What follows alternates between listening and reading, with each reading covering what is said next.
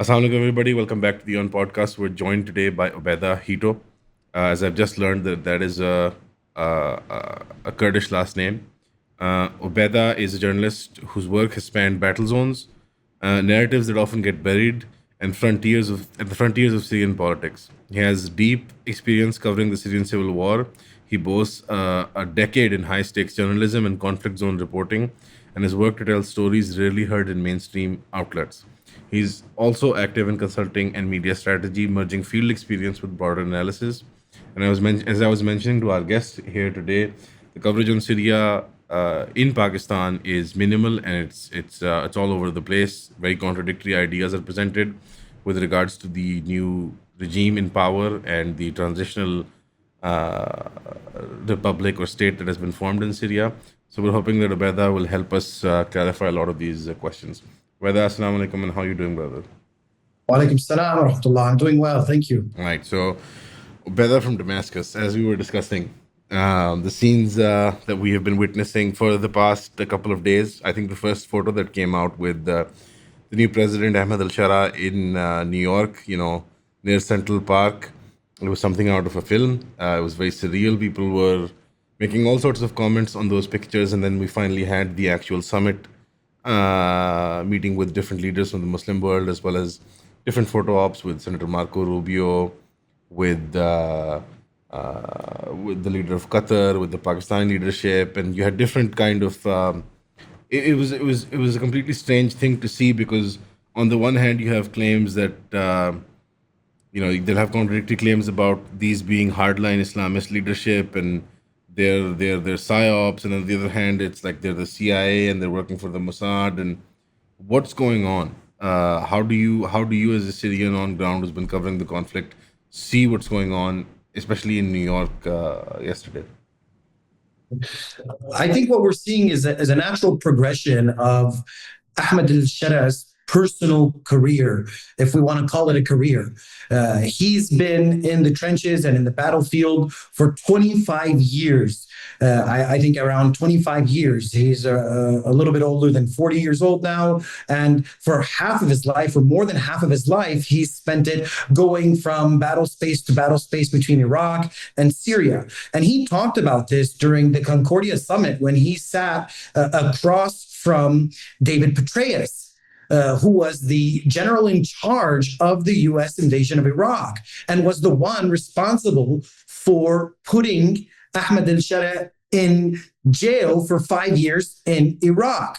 So I don't think that there is something, let's say, odd or conspicuous about him being in the position that he's in, but it is definitely an outlier. It's definitely not on the curve of your general progression for a normal person in this world. Ahmed al-Shara has proven to everybody here in Syria, let's say, that he has a specific plan and has a vision for the impact that he wants to make on his community, on Syria, and the world, possibly. And he's demonstrated that in many different ways, ultimately culminating in his arrival in New York after being on the run for so many years with a $10 million bounty on his head.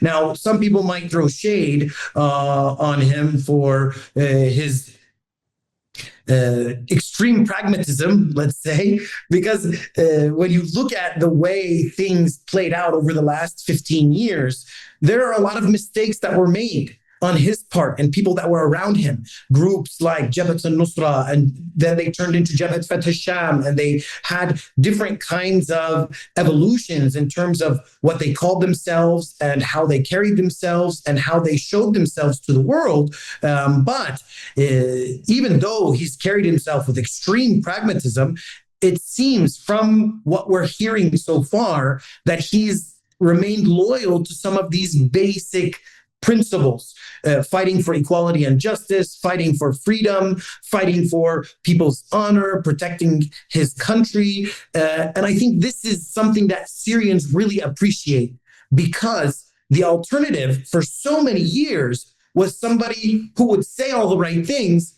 but do all the wrong things. And now they have somebody who is actually representing them on the international level and actually doing those things that he says he's going to do, or at least showing the actions that would move the situation in a positive direction, instead of attacking people that are critical of him. Me and you are talking right now about him. If we were critical about him, he's not going to come and look for us and throw us in jail. He's not going to send mukhabarat to my office here in Damascus and take me and interrogate me and torture me. That's a real fact on the ground here in Syria today. If you talk to young people, old people, people who have been around for many decades and lived through Bashar al-Assad and have experienced the last 9 months of freedom, they will admit that there is something really different. There is real change on the ground here in Syria because people are not living in fear any longer. Do you see this visit similar to something that we saw in the 80s when America was pursuing an anti-Soviet style jihad in Afghanistan, where you saw Afghan tribal leadership being honored in the White House? Is this a similar situation where the vectors of U.S. foreign policy match up with what Syria needs right now, and this is like a gateway of I won't want to use these words, but sanitizing the quote unquote enemies of America during the war on terror? Now they're being mainstreamed because there's some sort of alignment that is happening with regards to the region. Because obviously we can't look at Syria alone in isolation. It's the greater region that is in a state of flux, especially since the 7th of October, and with very quickly shifting regional alliances and cooperation. Do you think that this is a situation of quid pro quo, where you have the new Syrian government that needs all the legitimacy it can get, all the international approval that it can get, and that in that they see an ally with the West, considering that they have a bigger situation than maybe even with the Assad situation outside their borders, right next to them with Israel?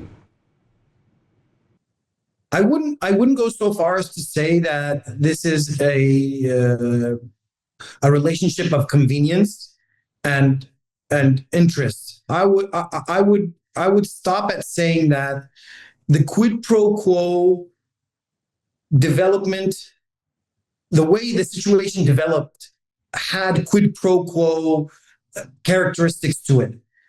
11 days it took for this group of, let's call them militia members, okay? Because that's essentially what they were in northern Syria, to take control of all of Syria, with the exception of a few territories, not small, but with the exception of east of the Euphrates and parts of southern Syria. It's a huge achievement what they achieved in a very short amount of time. So once that happened, I would say that all of the regional actors had no choice but to reach out and say, okay, listen, guys, we're willing to work with you. I don't think it was a situation where they were sent on a mission. I don't think people should believe the rhetoric that these guys were not even with regards with Turkey being involved, with sending them on a mission to sort of be a forward buffer state like Pakistan did with Afghanistan at one point. No, I don't think you can go that far, because if that was the case, we would see much more significant developments here on the ground in terms of, for example, the Turkish presence or even other Arab military presence. Even the Jordanians, they haven't entered into territories where they could very easily enter, for example, to prevent any kind of spillover from Syria, to prevent any Israeli expansionism, to prevent any threats from groups like Daesh, which are still posing a threat to both Syria and regional. Wouldn't that be sort of self-defeating? Because the whole idea of the SDF would be to face the potential threat, the fifth columnist threat from the Kurdish alliance against Turkey, sort of face them not head on, but through proxy in Syria. And why would that translate into actual military deployments of Turkish assets on ground? Because Turkish military assets are already present inside Syria, even though over the last month there have been specific areas in Syria where Turkish military personnel, but they call them consultants on an official level. Okay, so these Turkish consultants, security and military, in some specific areas have started to pull out. And if Turkey was going to use this new Syrian government as a proxy and push them to go and take care of this threat east of the Euphrates, I think that would have already happened. Now, the potential for that to happen is still there. It's not zero, right? The Syrian government until now has been adamant and insistent that they want to find a peaceful solution to the threat that is posed by specific parts of the Syrian Democratic Forces east of the Euphrates River. The Syrian government has offered an olive branch to them, saying that you guys have the opportunity to integrate your forces into the central government forces. You have an opportunity to be part of the administration. You have an opportunity to open the border area, to share in the natural resources, and has been very accommodating to them. The problem is that on the other side of the table is a group that doesn't believe in being that pragmatic, at least with Ahmed Shara. They have history. They believe, like some other people around the world believe, Ahmed Shara is just playing a good guy role right now, and that he's actually going to take off his suit and tie and put back on his military uniform and be an iron fist again, like he was perceived in the past. But I think that is being overstated, significantly overstated. And part of that has to do with the specific interests that the United States has east of the Euphrates, and some of these groups, like the YPG, the PKK Syrian wing, has east of the Euphrates. Until now, they are controlling a very valuable asset, the oil and gas that's coming out of Syrian territory. And they're selling it into the black market.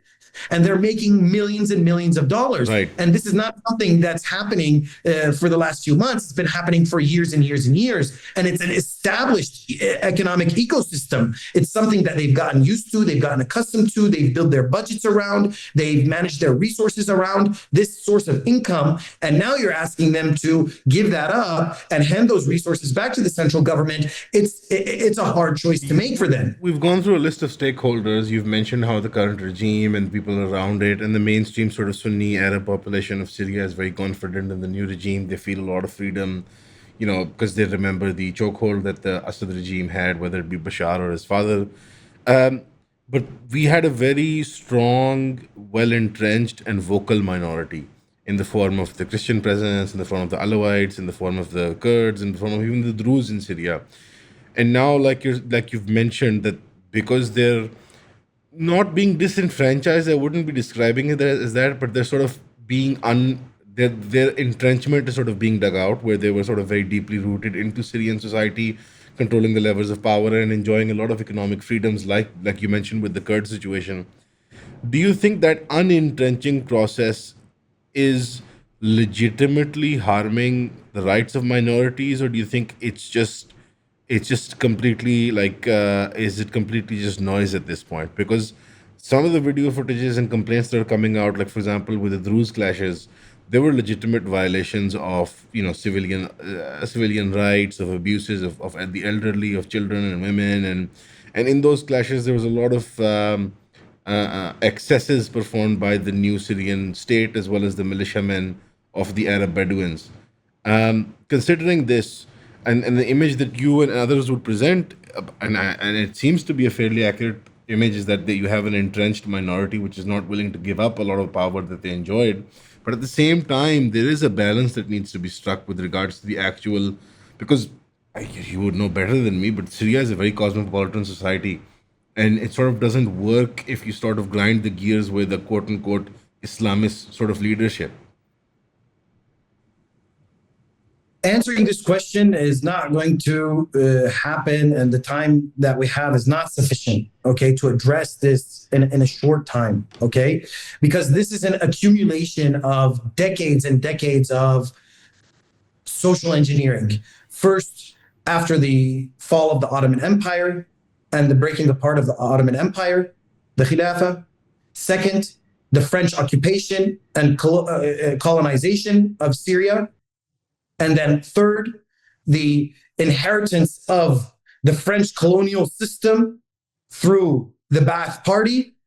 And then the reform period okay, after Hafiz al-Assad took power and started to try and make some reforms, especially after the 80s and the incidents that happened, the massacres that happened in Hama and the mass arrests that happened in the 80s against the Muslim Brotherhood and the Islamic movements at that time. And then fifth, the reforms that Bashar al-Assad himself tried to start making in the 2000s after he took power when his father died. So the Druze and the Alawites and the Christians and even, let's say, the Kurds are all part of Syrian society and Syrian history and culture. But their roles have been magnified throughout history by all of these outside actors to make them more significant than the majority population, the majority Sunni population here in the country. It's undeniable that Syria has a very cosmopolitan society, but you cannot deny that Syria is majority Sunni. Even if you run into a Christian and a Durzi and an Alawi and this, they are not in any way in any way a majority, in any way a significant percentage of Syrian society. If you want to get technical, if you want to be generous, 15% is the maximum for all three groups or four groups, if you want to count the Kurds as an ethnicity, okay? About 15%, right? So their presence is not significant. Their presence was made significant by the social engineering programs that were implemented following the fall of the Ottoman Empire, all right? And there were different policies that were used by the French colonial power. There were different policies used by the Ba'ath regime, the Ba'athist party. So it's an accumulation of changes and policies that were implemented over the years. Today, I would say that the government is trying its best to unravel that social engineering program, right? Syrians are not in a good mental and emotional and spiritual state because of this accumulated stress and anxiety that they've lived through for the past 100 years, okay? Syrians are still trying to develop their own identity today. And I think that's one reason why Ahmed Shara is so well accepted here in Damascus and in other parts of the country, because the Syrian people have been given somebody that they identify with, first of all. He's a Sunni. He's a young man who's fought for the country. And today he's not running around chopping people's heads off and arresting people, taking people to jails and making them disappear and torturing like you people. mentioned, I don't think you and I would he's embracing people. You and I wouldn't be having this conversation just a couple of years ago. You know, absolutely. No. And I think this is why people are so accepting of him in his role as this transitional leader in Syria, despite all of the questions that people have and continue to express about his history, his identity, where he came from, how he achieved this, where does he get his support, and how is he able to continue. But at the same time, some of the criticism that comes out. At the same time, some of the criticism that comes out, for example, I mean, separate from the nuances of the issues of minorities in Syria, and I completely respect that is up to the Syrian people, and that the sort of manufactured way in certain minorities were propped up during the colonial history of Syria. I completely appreciate that. But at the same time, when you actually, jot out a trajectory for a lot of the leadership and their careers, so to speak, as militiamen, as rebels, as whatever you want to call them, in whatever security paradigm that you view them, because it's not really a moral question. It depends on where you are geopolitically, and for my sake, I call them freedom fighters or people who struggle for the freedom of Syria. The trajectory that they're coming on, like you mentioned, has a violent past with some forms of extremism, and a lot of mistakes were made. Considering that trajectory has been one that can be described as pragmatic, isn't there a sort of a sense of betrayal when you see, like the prison, for example, where in Iraq, where Abu Ghraib, where Ahmed Shara and many other characters from even the ISIS days were created and sort of manufactured in those prisons. that manufactured element, and then now sort of, with the memes going around and the jokes going around and the shade being thrown around, is that, CIA batch of 2011, it's General Petraeus and it's Ahmed Shara. Don't you think that some of that is a valid criticism in terms of how the war front in Iraq and Syria was very well stage managed by different intelligence agencies, and obviously with these kinds of rebellions, very close by you have intelligence assets and intelligence agents. So, finding your political clout and class in the Abu Ghraib prison, sort of, growing up and learning your politics there and making your allies there, and then surviving, like you've mentioned, for half a century almost. Doesn't that make you skeptical as a journalist, and does that make Syrian society skeptical? It definitely makes me skeptical as an individual. So I think that people should think beyond the scope of the information that is readily available to them. The rhetoric and the information that's available is very limited, right? Everybody wants to talk about, Ahmed Shara was for 5 years in jail, and then he was released. He managed to get out, and then he was sent to Syria by Abu Bakr al-Baghdadi. That's the short story. That's the story you tell your kids when you're putting them to bed. Okay, the real details, I don't think anybody knows until now. One day he might actually tell the real story. Somebody else might come out and tell the real story. But the progression of his life and career is not over yet. What we do know is that he's managed to convince his enemies that he's no longer an enemy, or that they don't have an interest in getting rid of him at this point. And he's able to engage in some kind of political dialogue without having to take at worst, we can take the face value rhetoric that is coming out of the Axis, that this is a CIA plant, this guy's a total agent. And at best, what you have is a tightrope sort of act that is being, again, one of the things of pragmatism, where Ahmed al-Shara and the new regime have convinced the Western powers that we're not as big of a direct threat right now for you to directly take action against us. But at the same time, they have their own national interests and they want to secure them. Like we saw with the recent visit, that the Ahmed al-Shara sort of distanced himself from the idea of an Abraham Accords. And you can see the trajectory, the way the new regime set up their attitude towards the Abraham Accords, and it sort of allowed them to drift away from it. And because there is a new security paradigm when it comes to the Middle East. Absolutely. So there is a pragmatism, which we appreciate. I think Ahmed Shara was very clear when he was speaking with David Petraeus, and he asked him about this specific issue. He was very clear. He said that Israel is the one attacking us. They shouldn't be afraid of us. We should be afraid of them. Yeah. So the perspective is different for Ahmed Shara sitting in that chair with the guy that put him in jail for 5 years. At this point, Ahmed Shara is now responsible for an entire country, 24 million people, right? He doesn't want to put all of these people into the line of fire. He would rather see a neighbor like Israel leave him alone.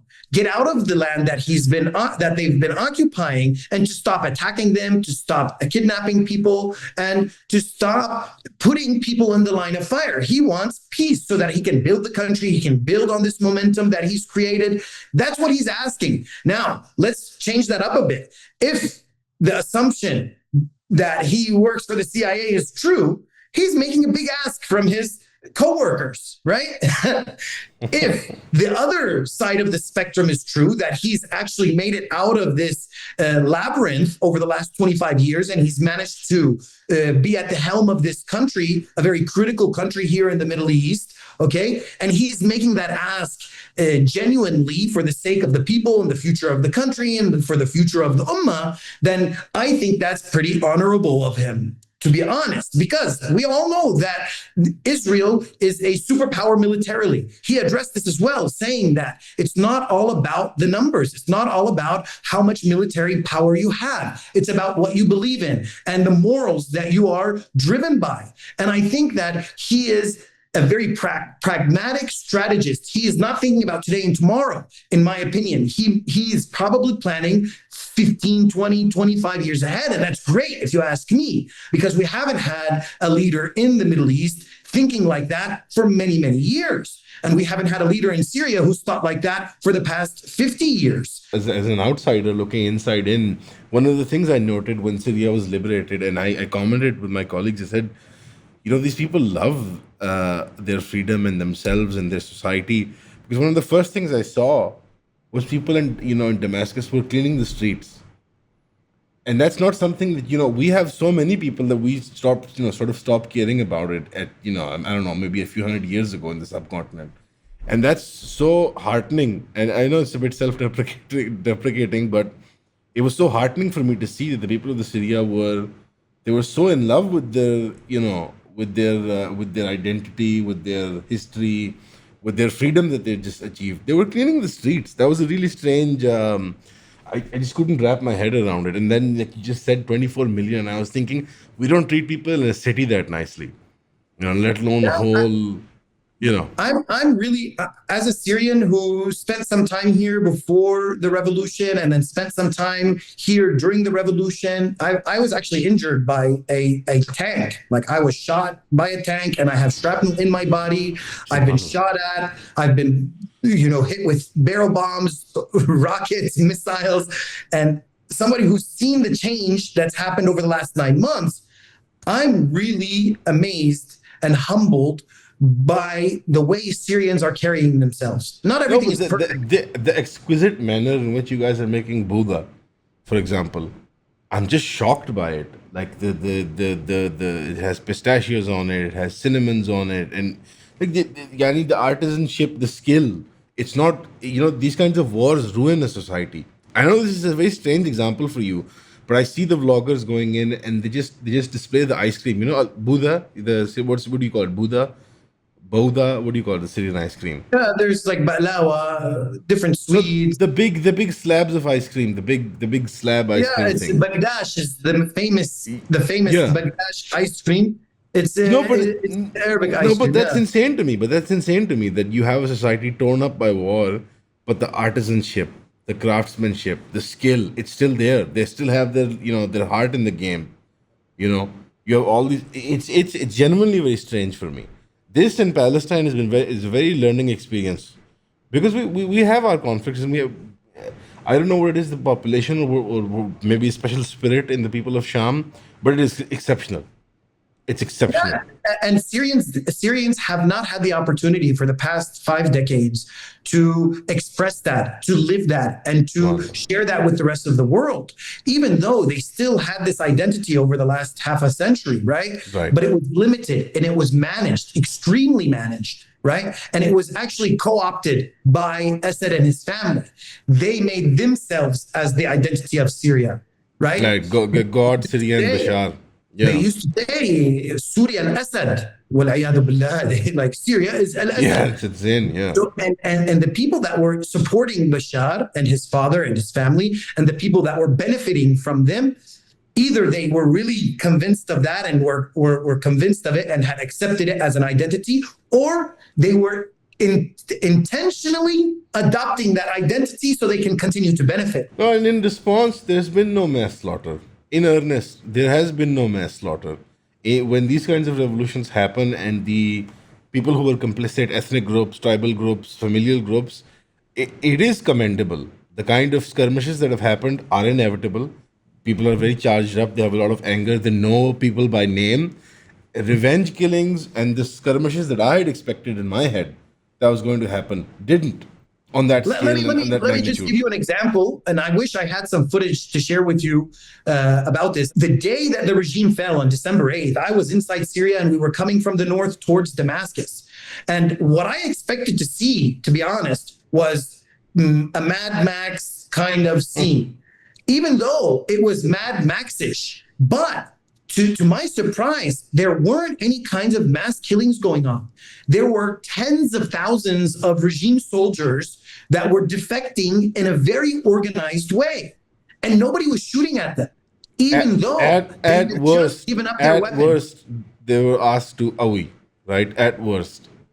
I mean, even those scenarios, and I'll give you an anecdote in just a second. Even those scenarios were limited, all right? But I'm talking about thousands and thousands of soldiers that had literally just been Cristiano in their wala military Messi? Cristiano wala Messi? for me. Ah. I don't watch football, bro. Cristiano Ammuk. Okay, Cristiano. That was also a thing they used to harass the regime soldiers. No, but you're right. This is one of the things that is not being discussed in media. A sort of and I'm supposed to be, pressing you on this, being the sort of the opposition here, but it's my conscience is forcing me to say this, is that there has been a projected fear of minority suppression and a projected fear of revenge killings, which hasn't happened on a scale that usually happens in any sort of conflict like this. And that projected fear has become the realized truth, where people have internalized it, and this is what has happened in Syria. So there are two Syrias. There is one that's real, where there is real problems and real civil conflict, and there is one that we have imagined outside of Syria, where there's just mass slaughtering happening, and the churches are being destroyed, and people are being beheaded, and Christmas trees are being burned, and obviously you'll have these kinds of clashes. But like there is an imagined Syria that we have in our heads, and then there's an actual, like somebody like you who covered the actual conflict on ground and the actual liberation happening. And of course, the majority of Syrians view this as a liberation. But at the same time, there is another threat. And I know this is an insane thing to ask of a people that have been oppressed for 50, 60 odd years, is that there is a much bigger threat outside of you. And again, that security-based pragmatism that is coming out of the new regime, and obviously you can't really do anything about it, is it seen as a sort of a moral betrayal of the Sham when it comes to Palestine? Is it seen? Is there a complaint amongst Syrian people that they see themselves sort of like like an ostrich when it sticks its head in the ground, where or is there a long-term bigger strategy? Because there is the Trojan horse of normalizing diplomatic relations with Israel. That doesn't help you. It didn't help Qatar. It's not going to help Saudi. It's not going to help the greater Gulf region. It's not going to help the Lebanon. It's helped nobody. So is there a recognition of that fact, both in the power corridors as well as in the average Syrian day-to-day public? Let's start with the power corridors. I think the government and the government officials and the president himself realize that this is a double-edged sword, a catch-22. If you make peace with Israel, you're not going to actually have peace, and if you fight Israel, it's going to be a very difficult fight. So in both ways, you're going to have to take huge risks. You're going to have to take on that responsibility of whatever comes next. So let's put that aside, right? What I want to talk about more is the people, because that's what matters. Ahmed Shara is a transitional leader. Okay, everybody loves him. But at the end of the day, the Syrian people have demonstrated through this revolution that the choice is theirs. It's not Ahmed Shara's. It's not the government's. It's not one individual's choice about how Syrians are going to coexist with their neighbors. All right. Today, from the place I'm sitting in right now, if we want to get in the car and drive to the closest Israeli soldier, it's going to take us only 45 minutes. Okay. They are on the outskirts of Damascus. It's not like Israel is waiting. It's not like Israel is sitting back and watching. Israel is taking proactive measures to, in its perspective, protect its national interests. Now, if you ask a Syrian person sitting here in Damascus or anywhere else in these southern parts of Syria, what do you think about this? Everybody is rejecting it. Everybody wants the government to take more action. Everybody wants the government to take a more solid stance on this. But everybody is also tired. Everybody you talk to, even the fighters themselves, tell you we're really tired. People are exhausted. And our military power has been completely degraded. Israel conducted, I think, 1,000 airstrikes since the fall of the regime on different military, civilian, and infrastructure positions around the country just to neutralize the threat from Syria, whether it be rockets, missiles, weapons depots, ammunition depots, training bases, etc., etc. So we have to be realistic as Syrians about what options we have. What are the options available on the table for us to resist this occupation and this aggression against Syria's national interests? those options today, unfortunately, are quite limited. Okay. I don't think that if you go and ask people today, are you ready to fight Israel? They're going to say, yes, we're ready to fight Israel. Just because people are tired and they realize that it would be almost like a suicide mission. Right. But here's the question. What becomes of Sueda? What becomes of the Golan? It's quite clear that Israel wants a fight. Do you see the catch-22? Then what are your security options then? Because they're pushing for a So, fight. Like you mentioned, they're not waiting around. They're proactively yeah, invading and it's a occupying good Syrian question. territory. It's a good question. And he talked about, the president talked about this when he was with Petraeus. He talked about it with Marco Rubio. He talked about it with some other people while he was in the States. The foreign ministers also addressed this. What's on the table right now is a deal. They want to go back to the 1974 disarmament agreement. Okay. And they're trying to renegotiate the details of that agreement. What they want is three lines, basically. They want to keep the Golan Heights. They want to extend it for 2 kilometers. And then everything in that extended area in southern Syria will be a weapons-free zone. And they want access to the airspace. That's a lot of ask. And what the government has said is basically no. All right. Until now, the government's position is no, you cannot have all of those things. Let's negotiate with realistic terms. Now, what are those realistic terms? Nobody knows until now. Okay. The areas that they've entered are inside Syrian territory beyond the disengagement line. Okay. They've taken at least 2 kilometers across the line. They've kidnapped people. They've occupied homes. They've occupied villages. They've taken all of Mount Hermon. Okay. Jabal al-Sheikh.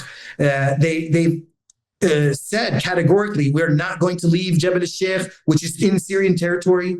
So there are a lot of difficult decisions to be made. What is the most practical way to deal with this? I'm not sure. I hope Ahmed Shara has a plan about how he's going to address this in the short term and the long term, because if he comes off as somebody who is giving in to these Israeli demands and giving them whatever they want and not negotiating hard for Syrian interests, then I think that's going to dig into his approval ratings, if you will. People are not going to be happy about it.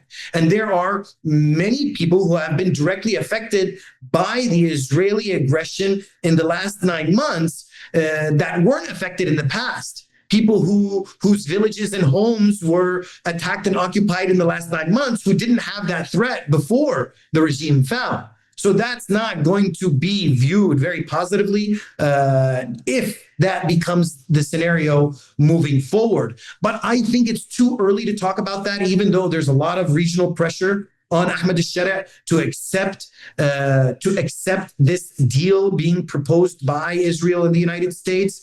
I think that he has enough experience to know that in order for him to have legitimacy and to continue to be able to lead the Syrian people, he's going to have to earn it.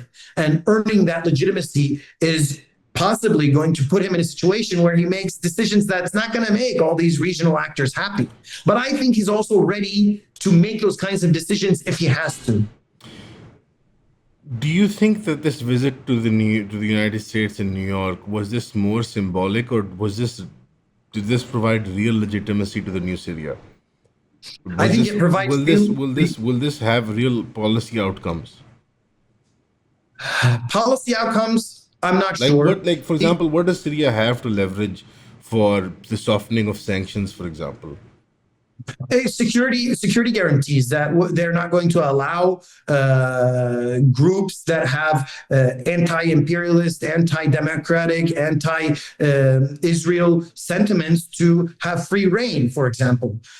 During Iran's presence here in Syria, okay, there were ongoing anti-Israel activities. Yes, Hezbollah was operating here. Daesh was operating here. There were other groups that were also anti-Israel, anti-imperialist groups that were operating here, and they were operating freely. But they weren't necessarily posing a threat to Israel alone. They were also posing a threat to everybody else in the region, right? That is something that the government has made a choice about, saying that we're no longer going to play that game. Like We are going, Afghanistan has done. yeah, similar to the way the Afghanistan officials have taken a stance against Daesh, for example. Even Al Qaeda in Afghanistan is Yes. not necessarily having the same free reign that it No, had no, no, they're before not welcome. They're not welcome Emirate was anymore. established, No, it's right? not the 90s anymore. No. So the government here is really making those hard decisions, even though it's putting itself in a very compromising situation, because some of the support base of Ahmed Shara historically has been this kind of anti-imperialist, anti-Israel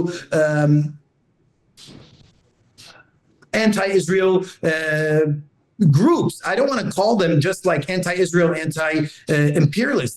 They were also religiously motivated, Salafi jihadi, Salafi hadith, Salafi da'wi. There's all kinds of different perspectives and strains of groups that were supporting the Syrian revolution, and specifically Ahmed Shara when he was just controlling this northern part of Syria. But now the game has changed. Now there's a lot more at stake.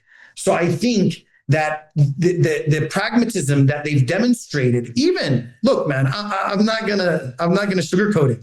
And I'll give you an anecdote, and I think it'll put into perspective for some of the viewers how pragmatic the leadership here is in Damascus. I was here at the beginning of the fall of the regime on December 8th. I was in Damascus, and I was in a location where there were many of the leaders around Ahmed Shara operating, coming and going, moving. And it was the same night that the regime fell. And I saw this one gentleman for many days following that. And he is somebody who has an official capacity here in the government. And he was a fighter, and he was wearing military fatigue, and he was wearing amama, the cloth. He's wearing amama. And he looks very nice, and he has a beard, mashallah. And, when you see him, you feel like this is Mujahid, mashallah. And it's something it was nice to see, because before that moment in history, somebody like that would not be able to stand in that place here in Damascus. They will be immediately eliminated, unless they were Shia. I'm sorry to say, okay? But a few months later, fast forward, I saw the same gentleman in the same location, but this time, he was wearing a proper military uniform. He was wearing a military hat. His boots were shined. He was looking very proper and crisp. And I told him in passing, "Oh, where rahat al-amama? Where did your amama go?" And he told me with a smile, he told me, "No more amama. Now we are soldiers." So this gives you an idea about how committed these people are to their leader. And Ahmed Shara spoke about this. David Petraeus asked him, how were you able to train and organize and equip all of these people in northern Syria and take over this country in this kind of way? And Ahmed Shara told him that it's not always about the numbers and the weapons. Sometimes it's about having the same ideas, the same values, and the same motivations, and the discipline to follow orders. And I think that's made the biggest difference until now, is that there is a large group of people that are loyal to this project and to the worldview that Ahmed Shara has adopted, and they are being very disciplined and organized in the way that they're implementing their plans. And having the CIA on your side, it's not bad. Hey, look, if the CIA wanted to, because they were here the day the regime fell. I'm a journalist, and I know what I saw on December 8th here in Damascus. They were here before Ahmed Shara. Because there are specific offices that went up in flames. There are files that were burnt and destroyed about the regime, Assad's regime, relationships with Israel, the deals that they've made, that they were making. Other details about Iran and Russia's role and the United States' role in Syria, propping up the Assad regime for 15 years. And all of that was destroyed and taken out of the public sphere before anybody else could reach here. Ahmed al-Aeda and other groups that entered into Damascus, and they went into the main military headquarters in several places in Damascus. They went into intelligence branches, and they destroyed very specific things. And that was something that was organized. by the CIA. So even if we want to say that, oh, well, the CIA is helping him or supporting him, I don't think they're necessarily supporting him or helping him. I think what they're doing is they are trying to make sure that he doesn't expose them. As pragmatic as the new government is, the CIA is more pragmatic. It's just pragmatism. Yeah. We wish the Syrian people the best of luck. Under the circumstances that it's 1,000 pounds of luck, 1,000 tons of luck, really.